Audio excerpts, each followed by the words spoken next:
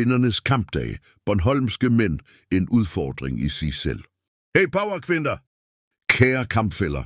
Kære jer, der stadig tror på eventyret om den gode mand. I dag på Kvindernes kampdag står vi her for at fejre os selv, vores styrke og vores evne til at stå imod. Og lad os være ærlige. At være kvinde på Bornholm kræver netop det. Fordi hvad møder vi, når vi ser på det mandfolk, vi deler ø med? Og vi har alkoholikerne. De, der altid har en undskyldning på læben og en sløret bevidsthed. De starter tidligt, slutter sent, og indimellem tror de, at de ejer verden, selvom de knap nok ejer deres egen livsduelighed. De er kongerne af værtshuset, men husk, en konge uden rige er bare en mand uden retning. Og så har vi mandebabyerne, de der ikke er blevet opdraget, men opvartet i hoved og røv. De kan ikke lave mad, ikke tage ansvar, ikke vaske tøj, ikke gøre rent. Men hvis du ikke nusser dem bag øret, som en forkælet kat, så surmular de. De er evige teenager i en voksens krop, og du kan være sikker på, at de kalder det at hjælpe til, når de bare gør deres del af husarbejdet.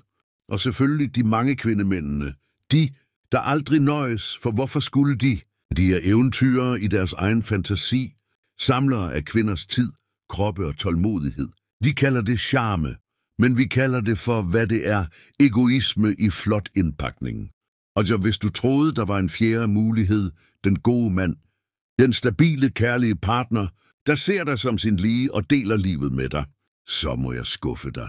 For den type er desværre sjælden. De er enten gift eller en illusion. Talene taler deres tydelige sprog. Ifølge Danmarks Statistik var der per 1. januar 2024 følgende antal enlige personer på Bornholm, enlige mænd uden børn, 3.777. Enlige mænd med børn, 242. Enlige kvinder uden børn, 5.083.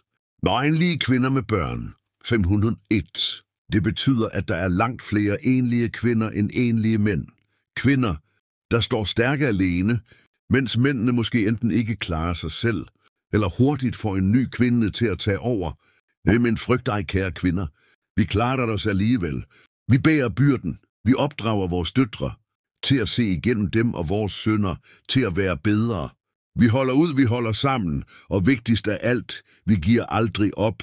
For hvis bornholmske mænd er en kamp, så er vi kvinder en hær. Glædelig kvindernes kampdag. Glædelig kvinders hverdag.